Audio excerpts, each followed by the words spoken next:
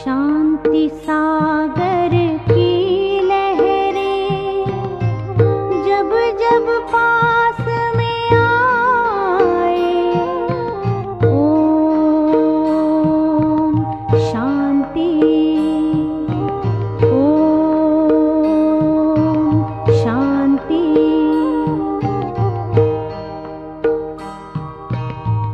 शांति सागर की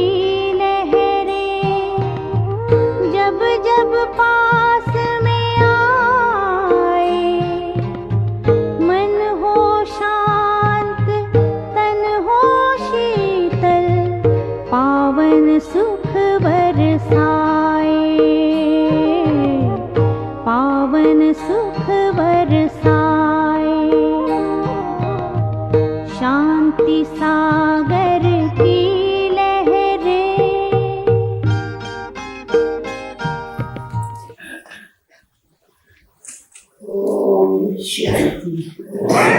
शांति।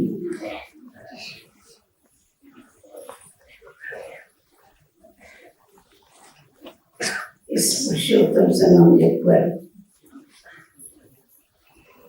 बेहद के बाबा ने आकर के हम बच्चों को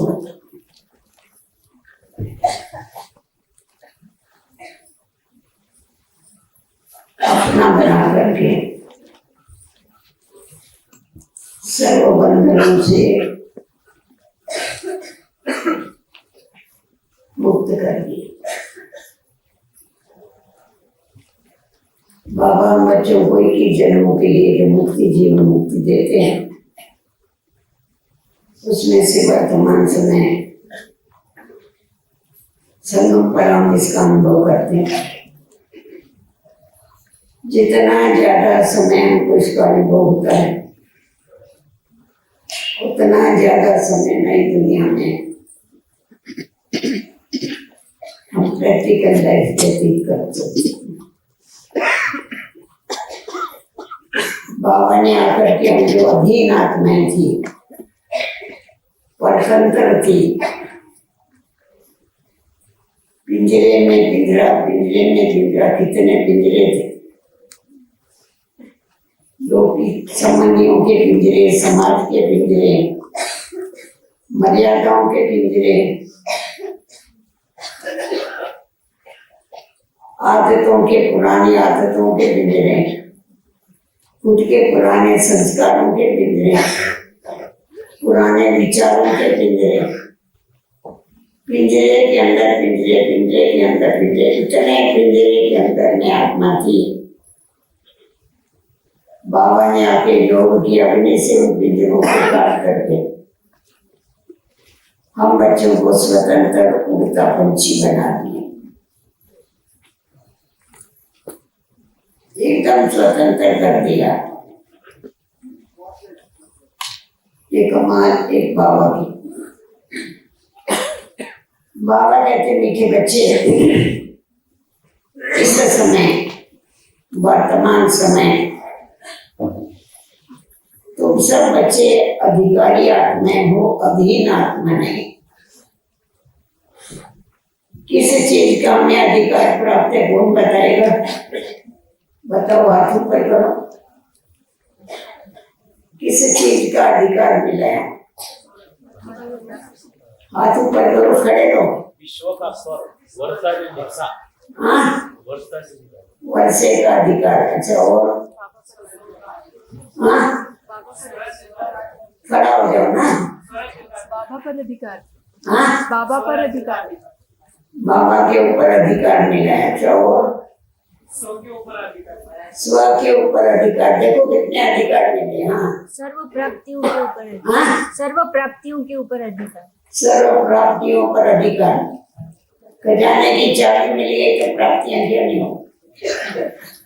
नहीं, जिसके हाथ में खजाने की चाबी होगी, सारे खजाने का अधिकार तो उसी आत्मा का रहेगा ना। और बताओ, और किस पर अधिकार? हाँ, कर्म इंद्रियों के अधिकारी। और पहले ये सब अधीन थे, अधीन इन बातों।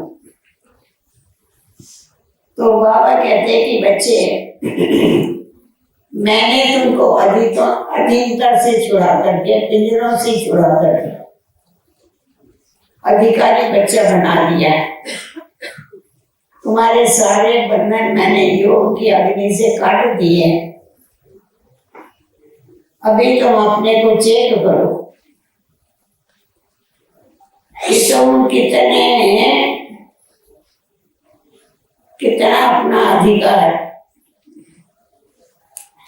बाप के ऊपर लगा सकते हो, बाप की प्रॉपर्टी पर लगा सकते हो। क्योंकि इस समय हम बाबा के बच्चे बनते हैं, तो जो भी बाबा देता है वो हमें इसी समय लेना है। हमारा संगम युग का सबसे बड़ा अधिकार तो ये है, जो भगवान ही हमारा हो गया, हम प्रभु को भाग गए, प्रभु के काम में आ गए। उसने हमको अपना बना लिया और हमने उसको अपना बना लिया। वो कहता है मैंने तुमको अपना बनाया, हम कहते हैं हम भी तो अपने ही, हमने भी तुमको अपना बनाया। हमने भी तुमको सर्व रिश्तों से अपना बनाया।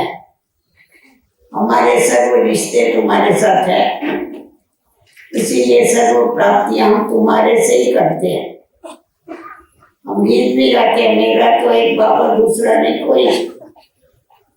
हमारा पूरा पूरा अधिकार उस प्रभु के ऊपर है।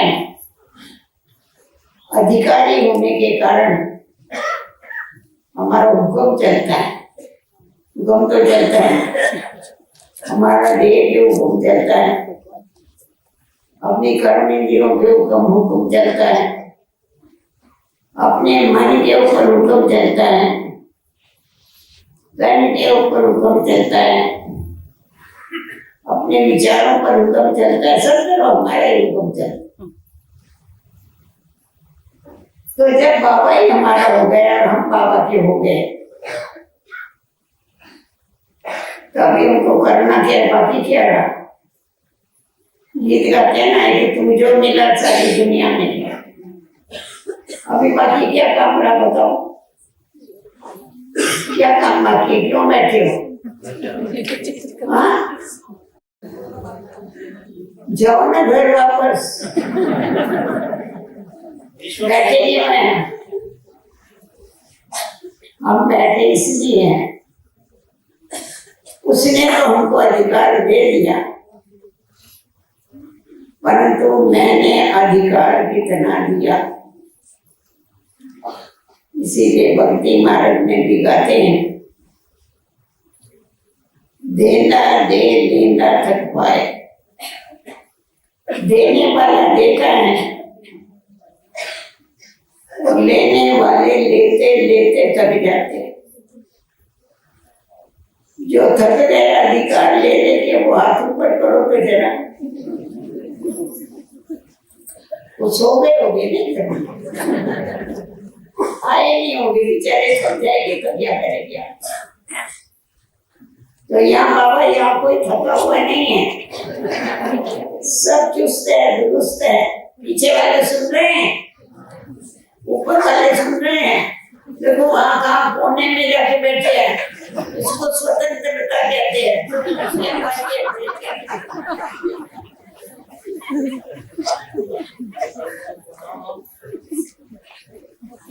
तो अभी जब हमारा बाबा के ऊपर अधिकार है, अधिकार की निशानी क्या होती है, अधिकार कौन लगा सकता है, वो भी तो हमें मालूम होना चाहिए। हम जो इतना स्टैंप लगाते मेरा बाबा, तो मेरे बाबा के लिए मैं क्या कर रही हूँ। जो मेरा होता है, मेरे के जो मेरा होगा उसकी पसंदी का हमेशा ध्यान रखा जाए कि मेरे बाबा को क्या पसंद है। जो बाप को पसंद है वो हमारे को पसंद है। जो बाप को पसंद नहीं हो हमारे को भी पसंद नहीं। तो बाबा को पसंद है जो स्वराज अधिकारी बच्चे हैं, वो ही उसको पसंद है। जब तक हम स्वराज अधिकारी नहीं बनते हैं तो उसको पसंद कैसे आ सकते, अधीनता हो जाती है। जब हमारा स्व के ऊपर राज होता है, स्वराज से हम प्रकृति के ऊपर भी राज पहनते हैं, तो प्रकृति जो है वो हमारे समय पर दासी बन जाती है, क्योंकि प्रकृति पति हमारा हो गया, तो प्रकृति तो दासी बनती बनती है। इसीलिए विष्णु को सागर में शेष शैया के ऊपर लेटा हुआ बताते। ये किसकी यादगार है, किसकी है बताओ? हाँ, आवाज नहीं आपको? हमारी है, बोला ना मेरी है।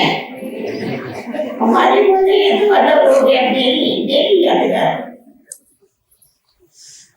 मैंने प्रकृति के ऊपर विजय प्राप्त कर लिया, माया के ऊपर विजय प्राप्त कर लिया, तो माया छत्र से पकड़ के खड़ी है ना विष्णु का चित्र।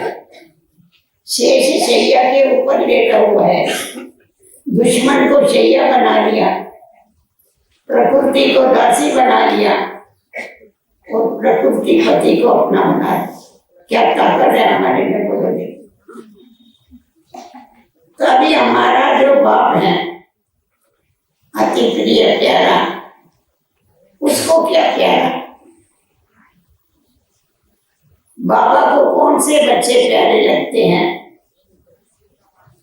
बाबा को क्या प्यारा है वो पीछे देखते हैं, पहले बाबा को कौन से बच्चे प्यारे लगते?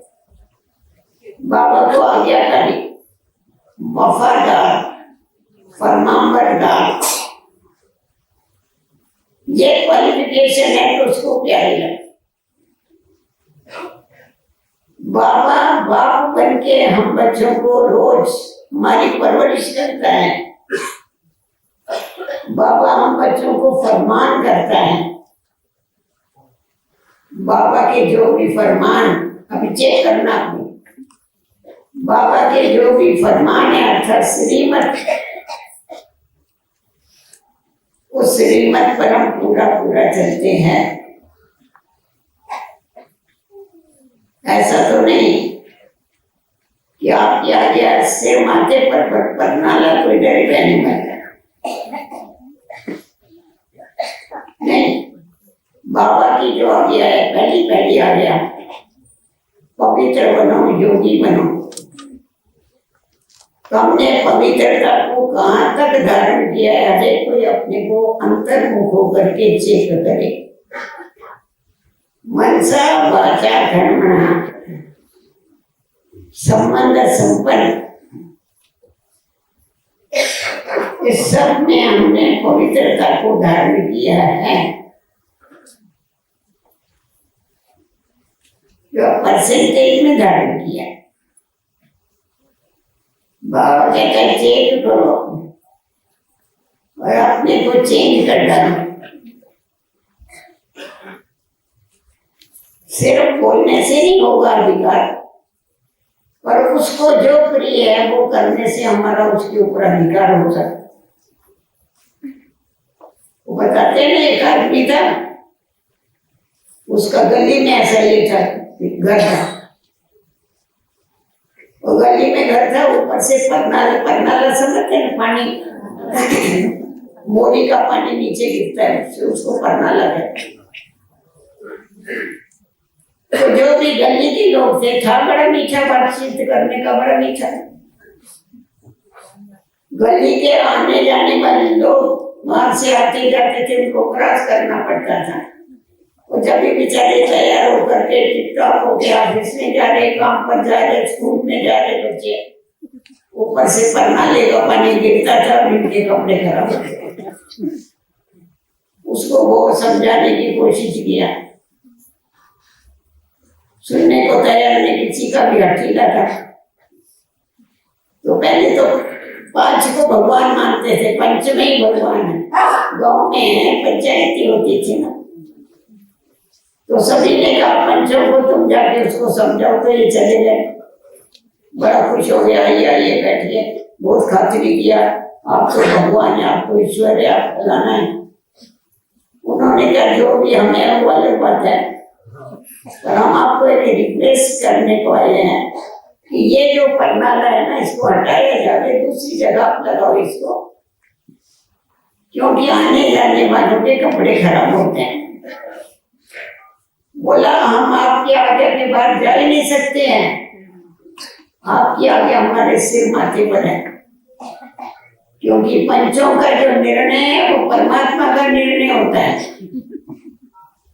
तो आपके आगे हमको मान्य है, परंतु परनाला इधर ही बहेगा।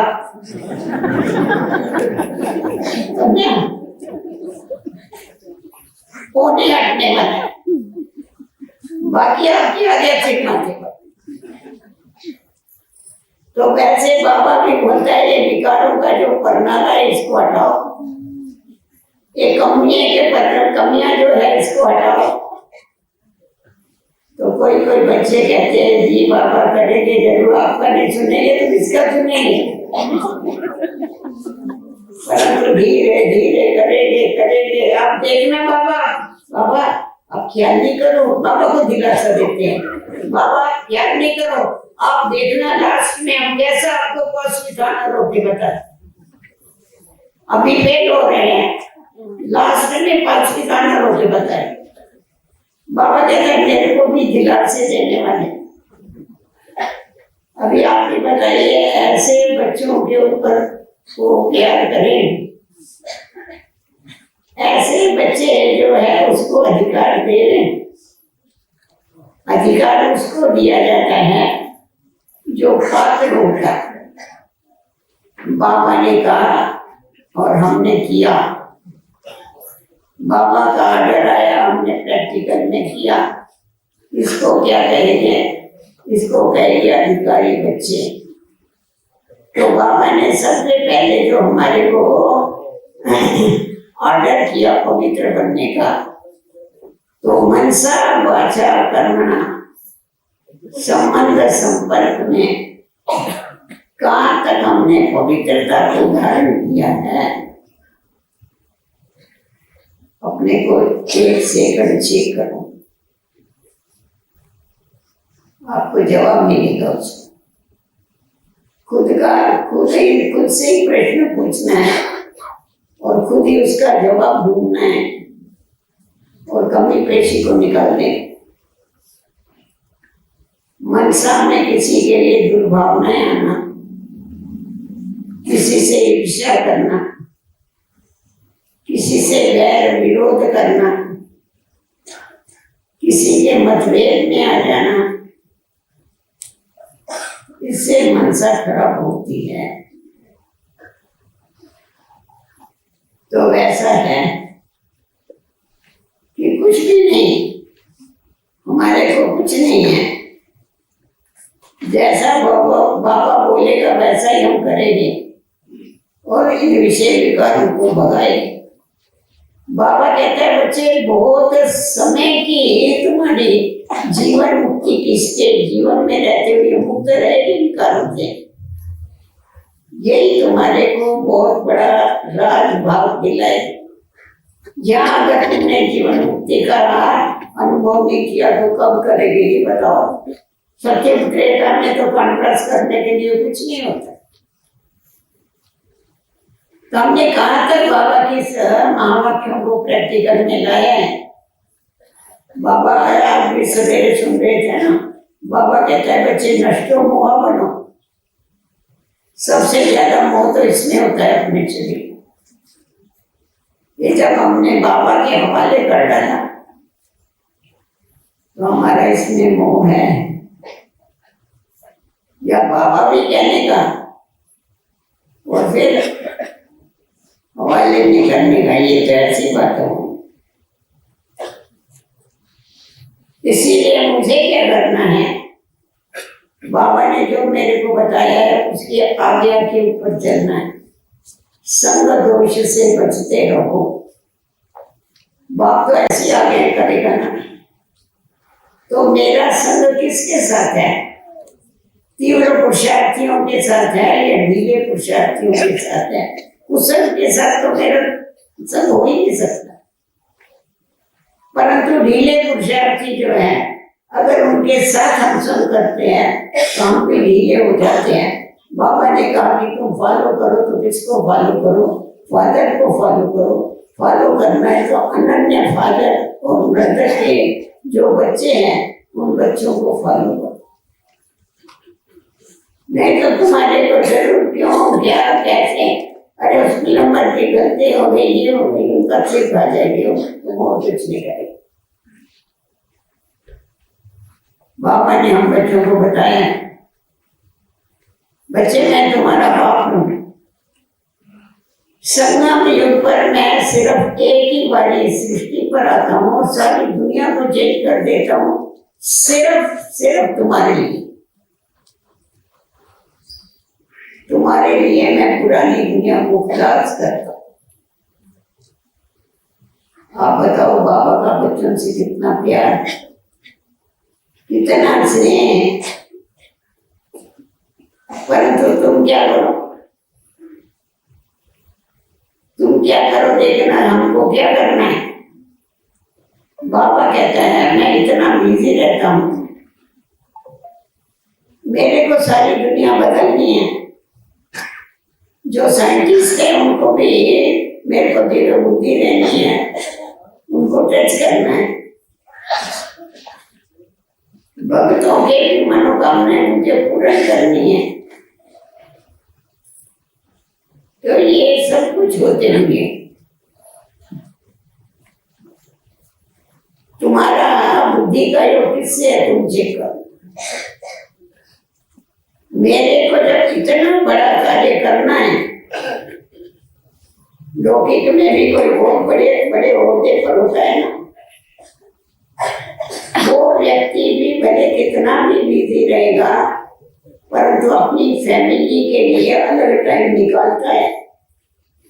अगर उसमें ये अक्ल नहीं है, कॉमन सेंस नहीं है कि फैमिली के लिए अलग टाइम निकाला जाए, तो उसको बुद्धू कहा जाए। आज तो बाबा के बच्चे हैं, बुद्धू की तो बात ही नहीं है।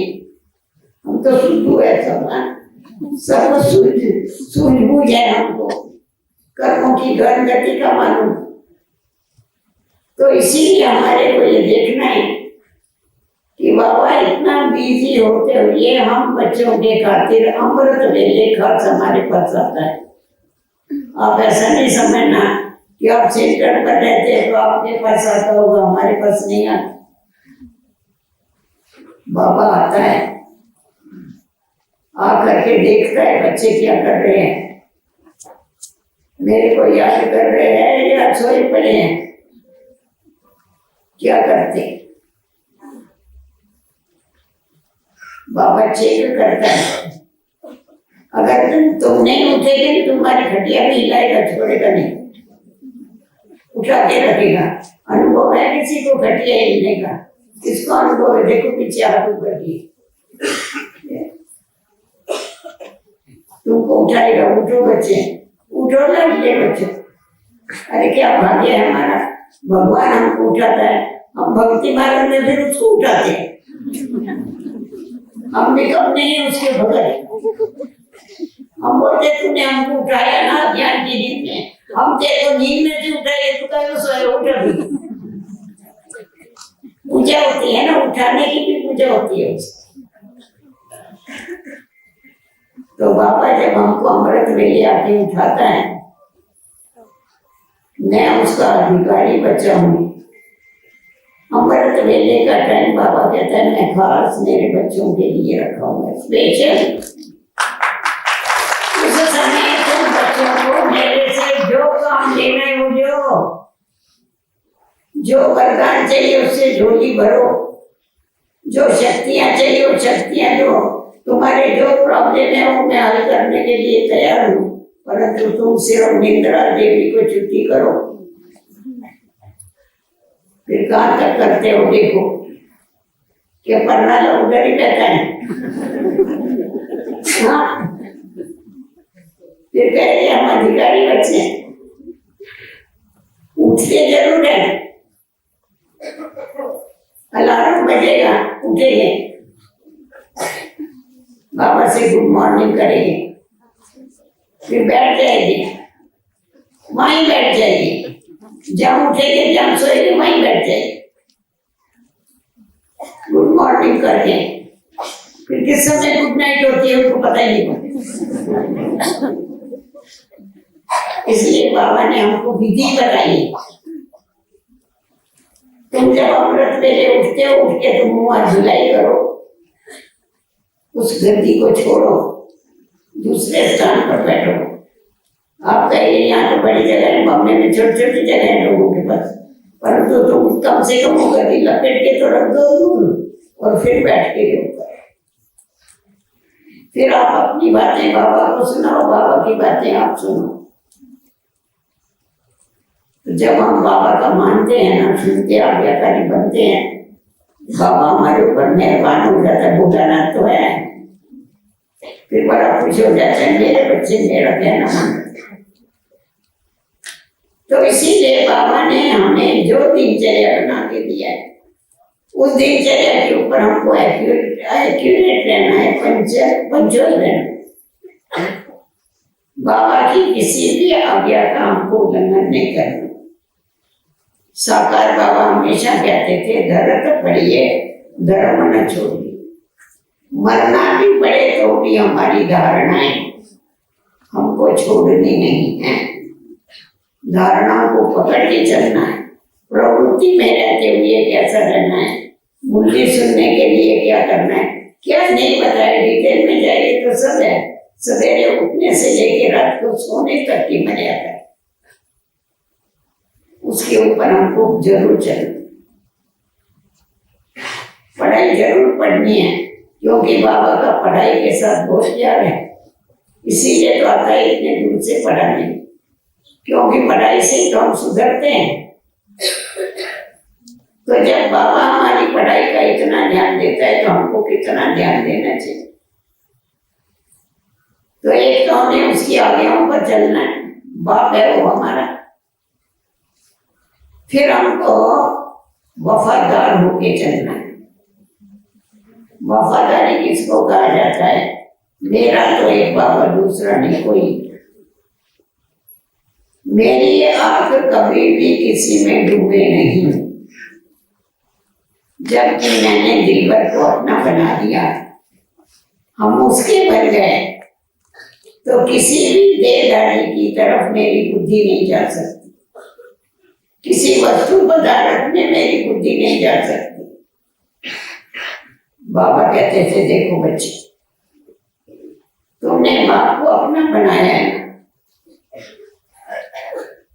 फिर अगर तुम बेवफा बन जाएंगे, बाप को छोड़ देंगे, दूसरे के साथ दिल लगा लेंगे, तो उसकी सजाएं कितनी मिलेगी। बाबा को वफादार बच्चे अच्छे लगते हैं, जो सदैव एक बाबा की याद में रहते, एक व्रता, पिता व्रता, पति व्रता बन के चले। जैसी पतिव्रता नारी एक के बगैर किसी को याद नहीं करती है,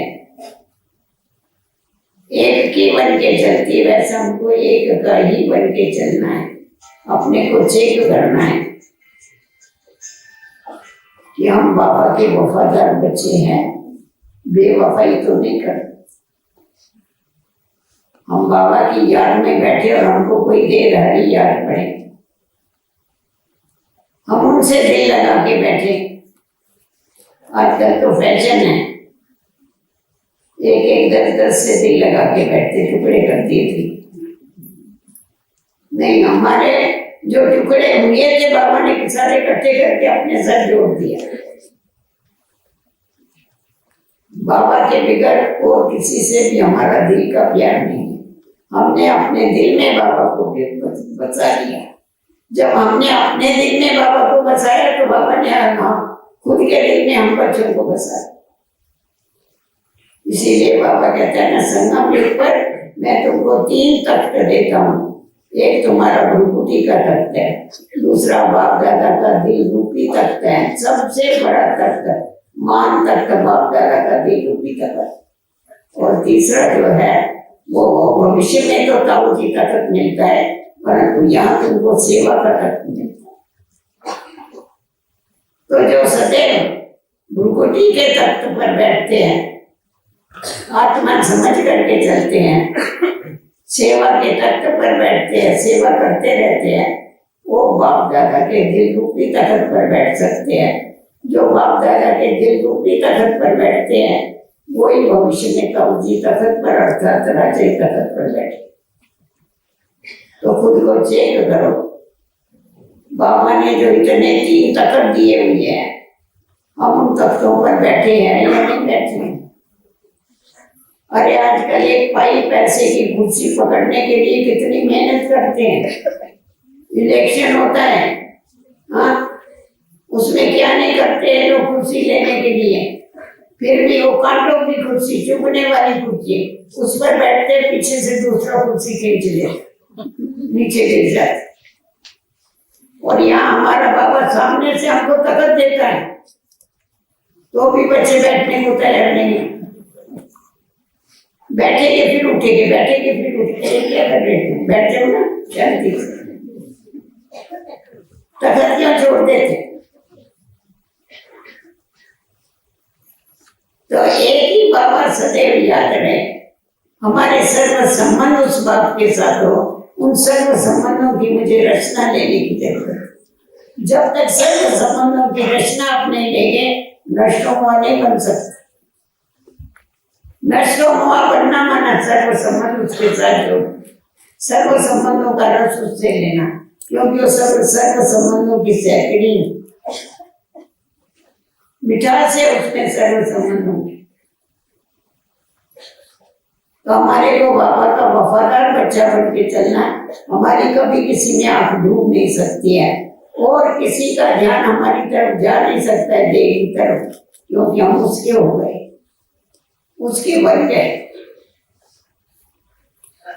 अभी बाबा की लेटेस्ट मुरली जो थी, अव्यक्त मुरली, बाबा ने कहा कोई कितने भी पापात्मा तुम्हारे सामने आएगी, वो तुम्हारे आगे आगे नतमस्तक हो जाएगी। जो बाबा के ऊपर बल चढ़े हुए बच्चे हैं, जिनको बाबा याद है, उनको देह दिखाई भी नहीं पड़ेगी। अरे मंदिरों में जाते हैं, मूर्तियों को देखते हैं, मूर्तियों को देखने के बाद उनके आगे कैसे मत मस्तक हो जाए, तुम तो चैतन्य मूर्ति है, और वो किसके आगे हो गए? प्यूरिटी के आगे। तो उस प्यूरिटी को हमको धारण करना है। बाबा पवित्रता का सागर है, उसका गायन किया जाता है, सत्यम शिवम सुंदरम। वो सत्य है, शिव है, कल्याणकारी है, वो सुंदर है। उसमें कौन सी सुंदरता है? पवित्रता की सुंदरता। वो सुंदरता हमको अपने जीवन में धारण करनी है, आत्मा को पवित्र बना करके रखना है, अपनी बुद्धि को प्योर बनाना है, तभी हम उसके वफादार बच्चे बन सकते हैं। हमारे को उसके विरोध किसी तरह हमारी बुद्धि नहीं जा सकती। उसके बाद है ईमानदार। ईमानदार बच्चे बाबा को अच्छे लगते हो, चेत है हमारा, हम खुदाई किस्मतगार है, ईश्वरीय सेवक है। अगर बाबा हमेशा कहते थे तुम ऐसा नहीं कहो कि हम सर्विस पर है, नहीं, हम ईश्वरीय सर्विस पर हैं। जब तुम कहेंगे हम ईश्वरीय सर्विस पर है, तो सेठ तुमको याद आ जाएगा, ईश्वर याद आ जाएगा। ये सेवा मनुष्य की नहीं है, परंतु ये ईश्वरीय सेवा है, ओनली गॉड सर्विस, बस और किसी की। एक की हम सेवा करते हैं। जो सेवक होते हैं वो आलसी नहीं होते। सेवक जो हो गए वो हमेशा चुस्त होते। सेवक वफादार होते हैं, जो सच्चे सेवक होते हैं। हम बाबा के सेवक वफादार हैं। हम आलसी नहीं है। हमारे को जो सेवा मिले उस सेवा में हम हंसे, चाहे मनसा, चाहे वाचा, चाहे कर्मणा, सदैव सेवा में बिजी रहो। माया कभी भी तुम्हारे पास आएगी नहीं, तुम्हारा नाम भी नहीं लेगी, भाग जाएगी। तो हमें ये याद रहता है कि हम ईश्वरीय सेवाधारी हैं, हम ईश्वर की सेवा में तत्पर है। ये ईश्वरीय सेवा है, ये ईश्वरीय सेवा बहुत बड़ा फल देने वाली सेवा है। बाबा ने कितनी बारी हम बच्चों को बताया, तुम देवताओं से भी श्रेष्ठ हो। ब्राह्मण देवी देवता नमः। क्यों श्रेष्ठ हो? क्योंकि तुम सेवा करते। देवता सेवा नहीं करते हो तो रवाजी, और रवाजी अपना जीवन व्यतीत करते हैं, परंतु तुम बच्चे सेवा करते हो विश्व की, इसीलिए तुम देवताओं से भी ऊंच, देवताओं से भी श्रेष्ठ है।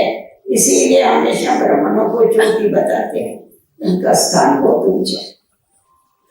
तो बाबा हमको इतना ऊंचे स्थान पर बिठाता है, तो हमारी उसके साथ ईमानदारी है, जबकि हमने सब कुछ उसके अर्पण कर दिया। तना मन धन समय स्वार्थ संकल्प सब कुछ उसके अर्पण किया। फिर अगर हम श्वासों को व्यर्थ लगाते हैं तो क्या ये ईमानदारी? हमने ये तन उसके कार्य में लगा दिया, उसको दे दिया, तो फिर हम इस तन के द्वारा कार्य करते हैं या नहीं करते? अगर नहीं करते हैं तो क्या ये हमारी ईमानदारी?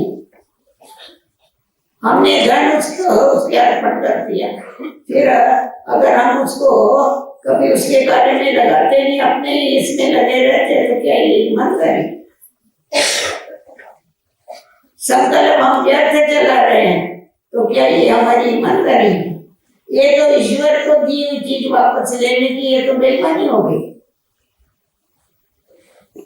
नहीं, हम ईमानदार बच्चे। तो जो जितना जितना ईमानदार है उतना उतना क्या है, उसको अधिकारी बच्चा वो है। उसका नाम भोलानाथ है, बाकी वो भोला भोला कुछ नहीं, बहुत पक्का है। वो बोलता है पहले करो, पीछे जो ऐसा नहीं मिलेगा तुमको कुछ। पहले तुम करके तो देखो, बन के तो देखो मेरा, फिर तुम देखना क्या मिलता है तुमको, फिर सब कुछ मिलेगा। तो इसीलिए हमको संकल्प भी उसकी श्रीमत के अनुसार ही चलाने हैं। अगर नहीं चलाते हैं तो ये हमारी ईमानदारी नहीं। मनसा वाचा कर्मणा उसका बन करके हमको चलना है। ऐसा ईमानदार वफादार परमांबरदार जो बच्चे हैं, उसका पूरा पूरा उस बाप के ऊपर अधिकार है। वो इतना खुश हो जाता है, वो खुद ही उनका बन जाता है। जैसा शिव का बताते थे, मिसाल बताते बड़ा अच्छा। बोला एक ये था, क्या बोलते हैं, एक चोर था, चोर ठग। वो चोरी करता था, हमेशा चोरी करता था, उसका पेट ही उससे भरता था और कुछ। तो एक दिन उसने क्या किया, बेचारा बहुत भटका, कुछ मिला नहीं, थक गया। वहां शिव के मंदिर में बड़ा आंगन था, वहां सो गया। बैठा तो नींद आ गई, बैठा भीख मांगने के लिए, लूटने के लिए, पर नींद आ गई उसको। नींद आ गई, रात को बहुत देरी से उसको जाग आई। उसने देखा सबके सब चले गए, कोई भी नहीं, एक शिवलिंग रखा हुआ है बस, और ऊपर से लोटी में से पानी टपक रहा है, टप टप टप पानी टपक रहा। वो देखा उसने, पर वो जो लोटी थी वो सोने की थी। चोर का तो मजा हो गया, बोला ये तो बड़ा अच्छा हो गया, देखा शिव भगवान बड़ा भोलानाथ है, मेरे लिए रोटी रख दिया, अभी मेरा काम तो हो गया। उसने क्या किया, अभी रोटी तो ऊपर होती है ना, तो दूर लगाई, इतना नजदीक थोड़े लगाई। उसने बेचारे ने बड़ी छलांगे मारी रोटी निकालने के लिए, निकली। आखिर उसने क्या किया, शिवलिंग के ऊपर चढ़ गया, उसके ऊपर पैर रख के उसने रोटी निकाली। तो बोला शिव जी उसके ऊपर प्रसन्न हो गया, उसने सिर पर फेंक दिया और ये उसके ऊपर प्रसन्न हो गया। तो बोला बेटा वर मांग, तेरे को क्या चाहिए? बोला भगवान प्रभु मैं तो आपके सिर के ऊपर पैर दे दिया और आप मेरे को बोलते हैं तुम वर मांगो, मैं प्रसन्न हो गया। अरे बोला तुम्हारे को समझ में आता है, ये भगत आते कोई फूल चढ़ाते कोई पत्ते चढ़ाते, तू तो खुद ही मेरे ऊपर चढ़ गए।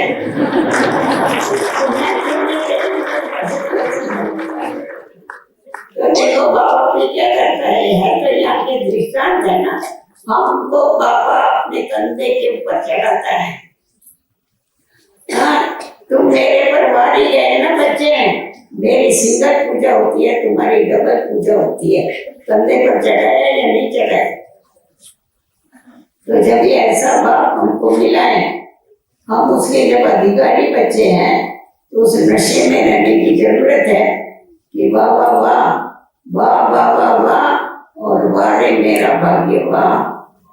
ऐसा भाग्य किसी को मिले तो संगम के ऊपर ये थोड़े से जो ब्राह्मण बच्चे हैं उनके भाग्य में इतना ऊंचा भाग्य होता है जो भाग्य विधाता को भी अपना बना देते। भाग्य विधाता भी बिगड़ जाता है और उनका बन जाता है। तो इसीलिए कभी भी बाबा हमेशा चाहते थे मेरे बच्चों के जो चेहरे हैं वो सदैव खिले हुए चेहरे रहने थे, जैसा गुलाब का फूल।